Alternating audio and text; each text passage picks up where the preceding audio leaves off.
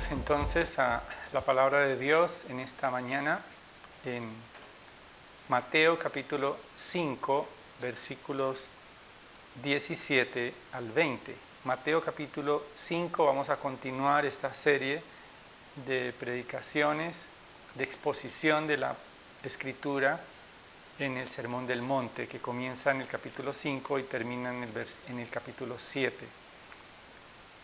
Vamos entonces a la Escritura, allí donde están, con sus Biblias, en Mateo capítulo 5, versículos 17 al 20. Dice así la palabra del Señor. No penséis que he venido para abolir la ley o los profetas. No he venido para abolir, sino para cumplir. Porque en verdad os digo que hasta que pasen el cielo y la tierra, no se perderá ni la letra más pequeña, ni una tilde de la ley hasta que toda se cumpla. Cualquiera pues que anule uno solo de estos mandamientos, aun de los más pequeños, y así lo enseña a otros, será llamado muy pequeño en el reino de los cielos. Pero cualquiera que los guarde y los enseñe, éste será llamado grande en el reino de los cielos. Porque os digo que si vuestra justicia no supera la de los escribas y fariseos, no entraréis en el reino de los cielos. Vamos a orar. Padre, te damos gracias porque tu palabra ha sido inspirada por tu Espíritu para revelarnos salvación. Ayúdanos en esta mañana, en este momento, que podamos ser redarguidos por tu Espíritu, alentados y exhortados y animados a vivir delante de ti con un corazón sincero, íntegro. Guárdanos en esta hora de amarte y buscarte de manera mecánica, de manera externa. Transforma nuestros corazones. Por Jesucristo te lo pedimos. Amén.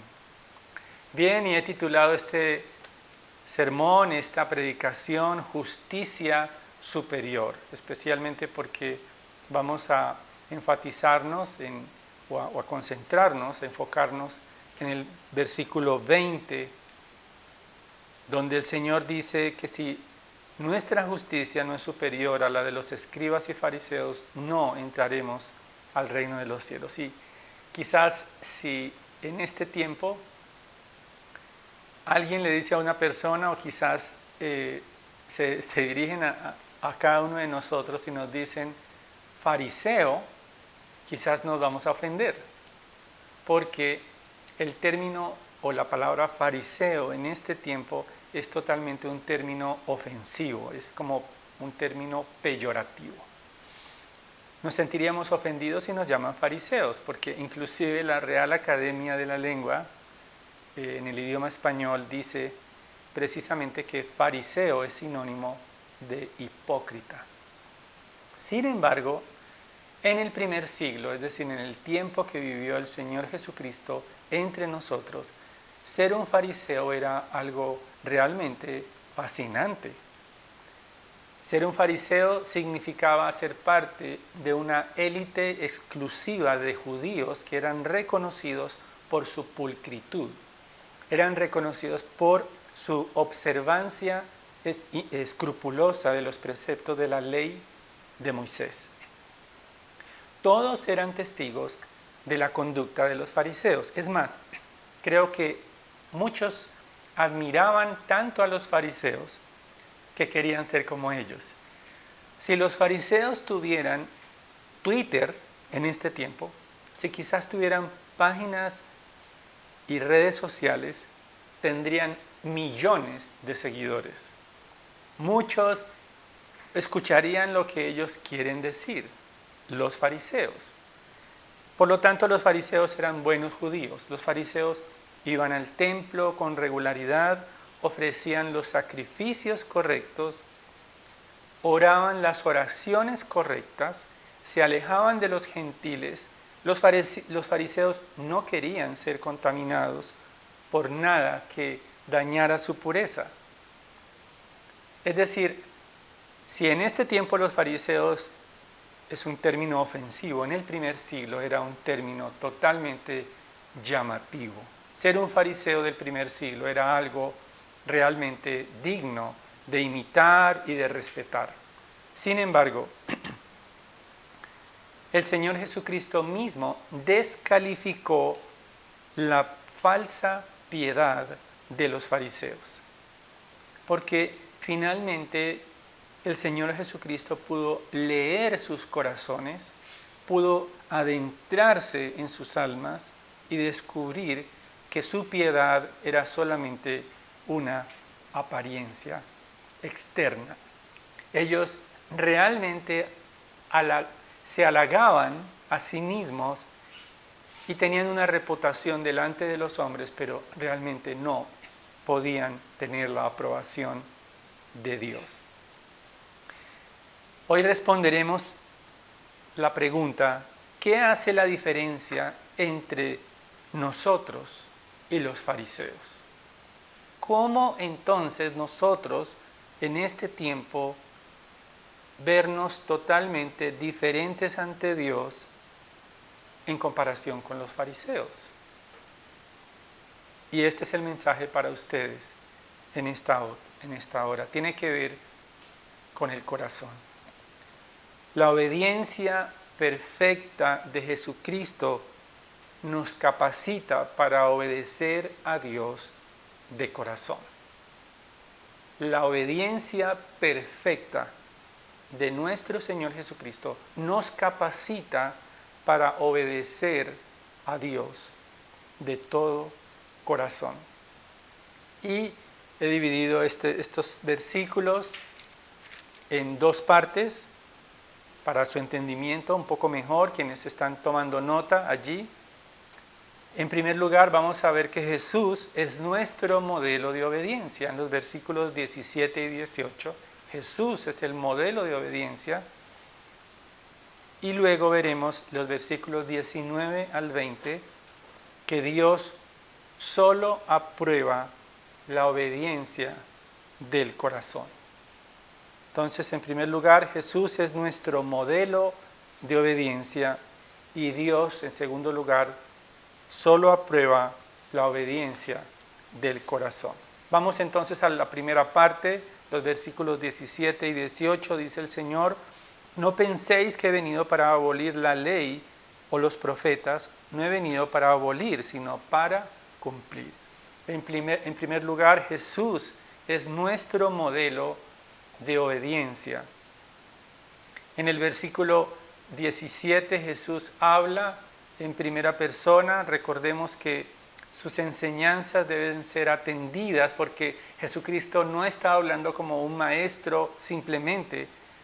Él tiene la autoridad de Dios. Él está sentado en el monte, Él está proclamando una enseñanza autoritativa de parte de Dios, porque como hemos recordado, Mateo está dirigiéndose a su audiencia, es decir, a nosotros, exaltando a Jesucristo como el Mesías. Y Jesucristo tiene la autoridad para darle sentido a la ley.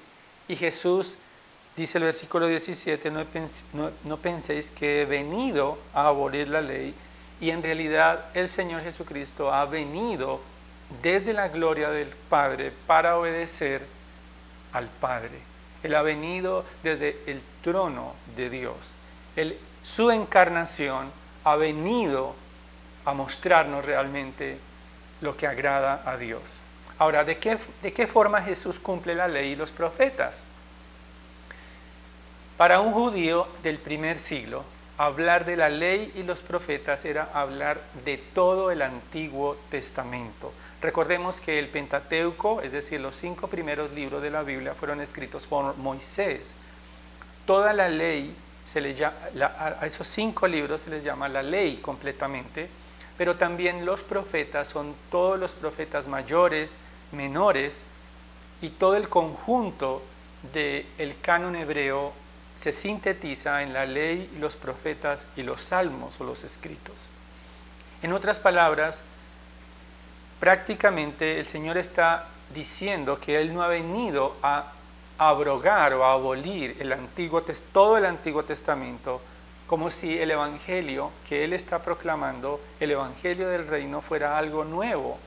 En realidad, el Señor Jesucristo está diciendo que todo el Antiguo Testamento, toda la ley, los profetas, tiene un propósito grande y poderoso, y ese propósito es el que Jesucristo ha venido a cumplir. Ahora, ¿cuál es el propósito del Antiguo Testamento? Es decir, la ley, los profetas, los escritos y los salmos. Revelarnos que somos pecadores. El Antiguo Testamento una y otra vez reitera que somos pecadores y que necesitamos un sustituto para ser reconciliados con nuestro Creador. Jesucristo, nuestro Señor, al expresar no he venido para abolir, sino para cumplir, está enfatizando que Él es el centro de toda la Escritura. Él es el centro de toda la revelación de Dios. Y la manera de cumplir todo el Antiguo Testamento es a través de su propia vida, con su muerte y con su resurrección. Todas las expectativas expresadas en la ley, todo lo que se anticiparon Moisés, que estaba mostrando que vendría un profeta mayor, todo lo que también hablaron los profetas como Isaías, como Jeremías, como Ezequiel, todos ellos anticiparon, aún en los salmos, que Jesucristo vendría, que hay un plan de redención que comienza desde Génesis con el propósito de reconciliarnos con Dios. Había una expectativa en el Antiguo Testamento de quién sería aquel que pisaría la cabeza de la serpiente para siempre. Lo que sí sabíamos, o que lo que sí sabían más bien los antiguos, era que sería un siervo sufriente, que sería oprimido y sería herido en su calcañar con dolor. Por lo tanto, el Antiguo Testamento nos está hablando de nuestro Señor Jesucristo, porque Jesucristo viene a cumplir la ley y los profetas, todo el Antiguo Testamento, porque Jesucristo es el heredero del trono de David, en 2 de Samuel capítulo 7. Jesucristo también, además de ser rey, también es el Hijo del Hombre del que habla Daniel 7, el profeta Daniel. Es un rey que no solamente es un rey local para Israel, sino que es un rey universal. Es un rey que tiene dominio, que tiene poder, que tiene toda la preeminencia de Dios. Esa es la descripción que hace Daniel del Hijo del Hombre en Daniel capítulo 7. Pero también, y paradójicamente para el pueblo del Antiguo Pacto, se sorprendieron también, porque Isaías nos anticipó en Isaías 61 que el rey también sería un siervo sufriente. Jesús es el modelo de obediencia perfecta que tenemos, porque Él se sometió a la autoridad del Padre, yendo inclusive a la cruz para salvar a los pecadores. En Getsemaní, el Señor Jesucristo, orando, pide al Padre: Señor, pase de mí esta copa, pero no se haga tu voluntad, sino la mía. Él está visualizando todos los dolores, toda la soledad, todas las aflicciones de la cruz, aún el escarnio de la cruz, pero aún así asumió beber esa copa por amor al Padre. La obediencia sincera de corazón fue modelada por el Hijo de Dios. Ahora, hablar del corazón es un asunto que está repetidamente, reiteradamente en el Antiguo Testamento. Es decir, Dios se complace más en el corazón que en la apariencia externa.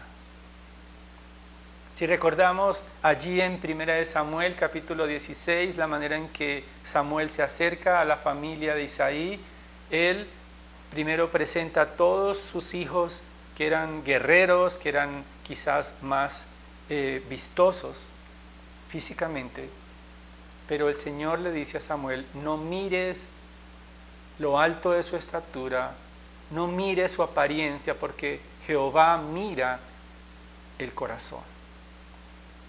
Pero también en los Salmos vemos ese énfasis que tiene Dios, que está determinado a mirar el corazón más allá de la conducta externa. Salmo 119, el salmista David, versículo 8, dice: en mi corazón he guardado tus dichos para no pecar contra ti. El salmista está diciendo: por favor, Señor, en mi corazón he guardado tus dichos. En otras palabras, para un judío del primer siglo, el corazón no es el órgano que está latiendo allí, que bombea sangre a nuestro cuerpo, no. El corazón es del centro donde se encuentra arraigada la voluntad, las emociones, la mente, los deseos, todo gira en torno al corazón. Por lo tanto, Dios está alentándonos desde el Antiguo Testamento a una obediencia de corazón como la de Cristo, porque Dios mira el corazón. Es decir, Dios trasciende a los actos externos. Él mira profundamente el corazón. Es más, Dios está determinado a darnos un nuevo corazón, porque sin un corazón nuevo, sin un corazón limpio, no podremos ver a Dios. ¿Recuerdan las bienaventuranzas? Felices, bienaventurados los de corazón limpio, porque ellos verán a Dios. Y por lo tanto necesitamos un nuevo corazón. Dios, desde el Antiguo Testamento, como leíamos hace un momento, allí en Ezequiel capítulo 36, dice el Señor que Él cambiará el corazón de piedra, cambiará los corazones con los cuales nosotros no estamos capacitados para obedecer ni para amar a Dios, y lo transformará por obra de su Espíritu en un nuevo corazón para que esté capacitado para amar a Dios con toda sinceridad. Dice Ezequiel 36, 25: esparciré sobre vosotros agua limpia y seréis limpiados de todas vuestras inmundicias, y de todos vuestros ídolos, los que se arraigan en el corazón, os limpiaré. Os daré un corazón nuevo y pondré espíritu nuevo dentro de vosotros, y quitaré de vuestra carne el corazón de piedra y os daré un corazón de carne. Versículo 27 de Ezequiel 36 dice: y pondré dentro de vosotros mi espíritu, y haré que andéis en mis estatutos, y guardaréis mis preceptos, y los pongáis por obras. Es decir, Dios está determinado a cambiar el corazón y a plantar dentro de nosotros una obediencia sincera, no una obediencia impuesta por el temor a ir al infierno solamente. No es una obediencia a un juez, es una obediencia a un Padre Celestial. Esto significa que es por la obediencia de Jesucristo, la obediencia perfecta de Jesucristo, que puede proveerse perdón para los pecados. Esa agua limpia que remueve los pecados solamente puede suceder, y ya sucedió, por la obra de Jesucristo en la cruz. Él, o por medio de Él, viene el Espíritu de Dios en todos aquellos que se han arrepentido de sus pecados, para recibir un nuevo corazón, unos nuevos anhelos, una nueva manera de obedecer, la cual no se hace simplemente para complacer externamente a los hombres, sino para complacer a Dios.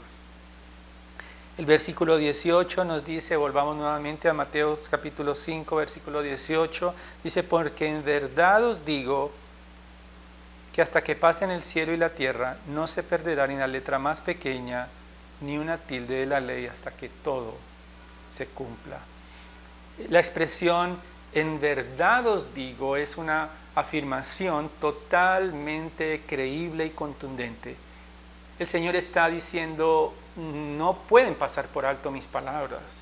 Lo que les digo es totalmente relevante, totalmente prioritario, totalmente creíble, porque se cumplirá sí o sí.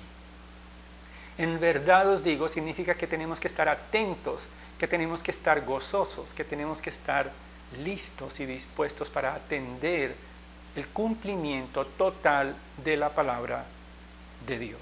No podemos dudar de las palabras de Cristo. No podemos ni siquiera pensar que podemos trivializar sus palabras, porque Él está directamente apuntando a sus discípulos. Los propósitos de Dios, allí cuando el Señor dice, hasta que pasen el cielo y la tierra, porque los cielos y la tierra pasarán, pero mis palabras no pasarán, significa que todavía el plan de Dios, los planes de redención de Dios siguen en marcha en medio de nosotros. Han pasado 2000 años desde el Señor Jesucristo, pero el avance del reino de Dios continúa para su gloria. Estamos en tiempos un poco difíciles, estamos en tiempos de pandemias, de caos social, tiempos de injusticia, tiempos en los cuales muchos de nosotros estamos tratando de entender mucho mejor lo que está pasando. Sin embargo, Dios tiene el control de los tiempos futuros, porque todo se cumplirá. Ni una tilde, dice el versículo 18, ni la letra más pequeña, es decir, la letra del idioma hebreo, que es en la cual se escribió el Antiguo Testamento, es prácticamente algo invisible dentro del texto. Y el acento y la letra más pequeña del idioma griego es la iota, que es una flechita, como un palito tan pequeño, que significa, si quitamos esa tilde vamos a tener otro significado de la palabra en el idioma griego. Sin embargo, todo se cumplirá hasta que cuando Jesucristo regrese, se cumplirá para siempre y se completará el plan de redención, el cual esperamos completamente. Amigos y hermanos, toda la palabra de Dios se completará. Todo lo que ha dicho el Padre acerca de Jesucristo se cumplirá. Inclusive esta iglesia que está comenzando, se añadirán aquellos que han sido determinados para salvación. No depende de nuestras habilidades, no depende de nuestros esfuerzos. Quizás tenemos muchas maneras de hacerlo, como este mundo lo hace. Sin embargo, confiamos en que Dios cumplirá su palabra, de que Él tiene discípulos suyos, de que Él transformará los corazones, de que Él tiene pueblo aquí en esta ciudad de Cali para salvación. La obediencia perfecta de Jesucristo está a tu disposición para limpiarte de tus pecados. Ese nuevo corazón está a disposición de todo aquel que cree en Jesucristo para recibir un nuevo corazón y para recibir el deseo de obedecer de manera sincera a Dios. No por una tradición, sino por amor a Dios como Jesucristo. Esto nos lleva al segundo punto, los versículos 19 y 20. Dios solo aprueba la obediencia de corazón. Dios solo aprueba la obediencia de corazón. Como vimos hace un momento, Jesucristo es el modelo de obediencia perfecta.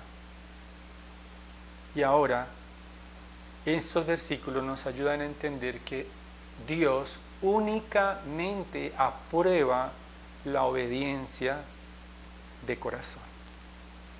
En el versículo 19 dice: cualquiera pues que anule uno solo de estos mandamientos, aun de los más pequeños, y así lo enseña a otros, será llamado muy pequeño en el reino de los cielos. Pero cualquiera que los guarde y los enseñe, este será llamado grande en el reino de los cielos. El Señor está hablando de dos clases de personas, los pequeños y los grandes. Está hablando de aquellos que solamente enseñan pero no guardan, y aquellos que enseñan y guardan. Él se está refiriendo y comparando dos clases de personas, los fariseos, es decir, aquellos que simplemente ataban cargas a los hombres y ni con un dedo las querían cumplir, como dice Mateo 23:4, y las contrasta con Él mismo. El Señor Jesucristo está ilustrando, modelando la verdadera obediencia de corazón. Si vamos más adelante en el capítulo 8, al final del Sermón del Monte, en el capítulo 7, versículo 28 dice: cuando Jesús terminó estas palabras, las multitudes se admiraban de su enseñanza, porque Él les enseñaba como uno que tiene autoridad y no como los escribas, incluyendo también a los fariseos. Nos habla de pequeños y grandes, pero no podemos confundir de que hay dos clases de creyentes en el cielo. No. En realidad hay una sola manera de obedecer a Dios, y es con un corazón sincero. Los fariseos, o más bien la expresión los más pequeños, es una manera de llamar a los que no van a estar en el reino de los cielos. Los fariseos terminaron crucificando al Señor Jesucristo. Ellos hicieron un complot en el Sanedrín y presentaron a Jesucristo como reo de muerte porque no reunía su estándar religioso. Los fariseos estaban acostumbrados a guardar la ley de manera externa para ser aplaudidos por los hombres. Y queremos, si nos vamos por un momento a Lucas capítulo 18, dejen allí sus Biblias en Mateo 5, pero por un momento en Lucas capítulo 18, versículo 9, vamos a ver cómo era el perfil de un fariseo, cómo era el perfil y cuál fue el resultado de su actitud. Dice Lucas capítulo 18, versículos 9 al 14. Refirió Jesús también esta parábola a unos que confiaban en sí mismos como justos y despreciaban a los demás. Dos hombres subieron al templo a orar. Uno era fariseo y el otro recaudador de impuestos.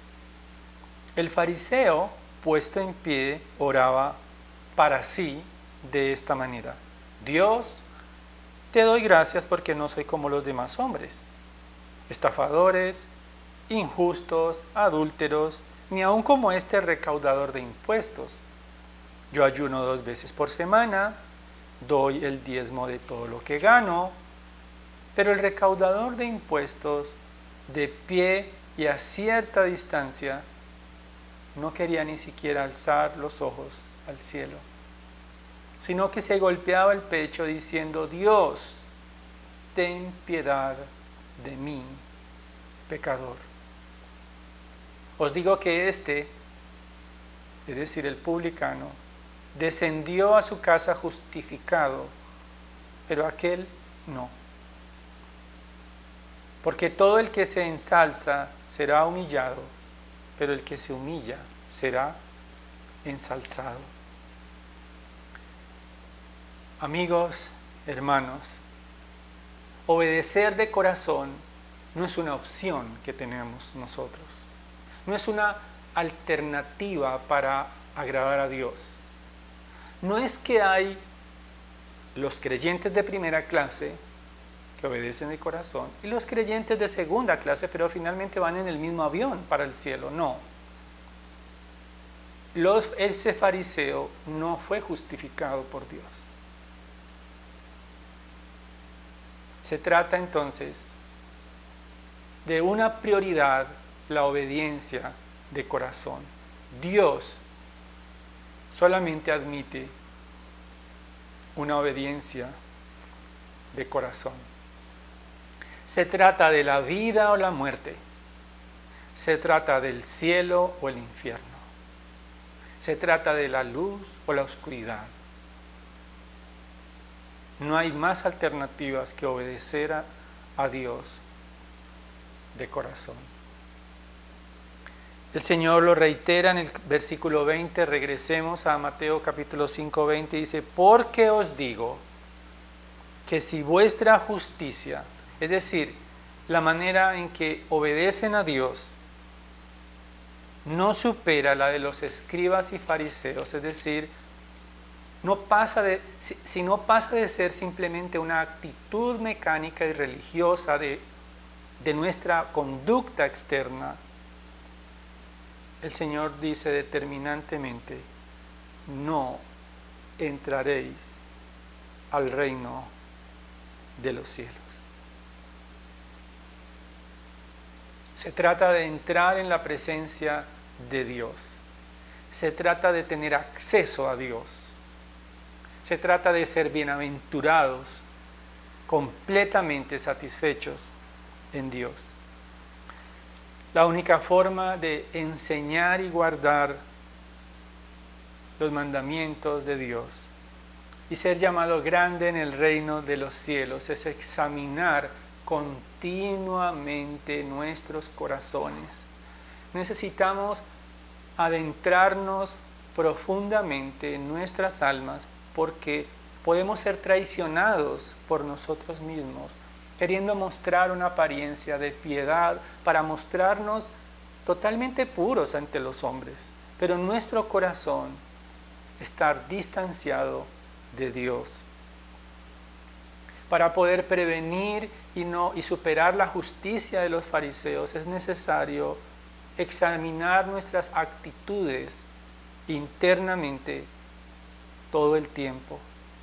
Necesitamos pedir perdón al Señor por tratar de impresionarlo con nuestra piedad, con nuestras oraciones, con nuestra lectura de la Biblia, quizás mostrándonos con un vocabulario totalmente moral, pero en el fondo de nuestras almas lo hacemos quizás con una devoción externa que no logrará impresionar a Dios. Esto es tan serio que al final del Sermón del Monte, ya vamos a abordar esa parte, dice en el capítulo 7, versículo 22, muchos me dirán en aquel día, Señor, Señor, ¿no profetizamos en tu nombre? ¿Y en tu nombre echamos fuera demonios? ¿Y en tu nombre hicimos muchos milagros? Y entonces les declararé, jamás os conocí. Apartaos de mí, los que practicáis la iniquidad. El resto del Sermón del Monte que vamos a ir abordándolo a partir del versículo 21, que vamos a ocuparnos la próxima semana, vamos a ver cómo Mateo describe simétricamente de 3 en 3, él toma 3 mandamientos y luego otros 3 para mostrar cómo los fariseos intentaban hacerle el quite a la ley solamente mostrando una actitud externa de piedad. Pero el Señor Jesucristo es el modelo perfecto de obediencia. Y Él es el que provee un nuevo corazón para que podamos adorar y glorificarlo sinceramente. Superar la justicia de los fariseos no es algo opcional, porque Jesucristo nos hace esa última advertencia. Si no le amamos con integridad de corazón, si no le obedecemos en lo profundo de nuestra alma, no podremos entrar en el reino de los cielos. Amigos, hermanos, ser discípulos de Cristo no es simplemente cambiar nuestra conducta externa. Ser discípulos de Jesucristo no es ni siquiera cambiar de religión, sino cambiar los afectos del corazón. Y voy a decir algo para que mediten, y es que podemos abandonar el pecado, pero seguir amando el pecado en nuestros corazones. Podemos abandonar el pecado, pero seguir atesorando la traición a Dios en nuestras vidas. No podremos obedecer de corazón a Dios si antes no hemos recibido un corazón nuevo, un corazón transformado. Y precisamente la obediencia perfecta de Cristo es la que nos ha dado vida, porque esa obediencia perfecta, que incluyó una vida perfecta, la muerte en la cruz y su resurrección al tercer día, nos capacita para obedecer de corazón. Quizás para algunos de ustedes lo que estamos hablando es totalmente extraño para sus vidas, pero pueden acercarse a Cristo en arrepentimiento. Si superamos la justicia de los fariseos, experimentaremos el cumplimiento del reino eterno cuando Jesucristo regrese y podamos verle cara a cara y se cumpla toda la ley y los profetas en un cielo nuevo, en una tierra nueva, donde todos los que han amado a Cristo y le aman de corazón y sincero estarán para siempre con Él. Vamos a orar. Padre, gracias porque tu palabra es perfecta para mostrarnos nuestra necesidad de un nuevo corazón sincero para ti. Transfórmanos por medio de tu Espíritu. Límpianos, Señor, y ayúdanos a vivir de manera sincera ante tu trono y ante tus ojos. Aunque seamos malinterpretados por los hombres, podamos adorarte y exaltarte y obedecerte con un corazón sincero. Te lo pedimos pues en el nombre glorioso de Cristo, nuestra vida. Amén.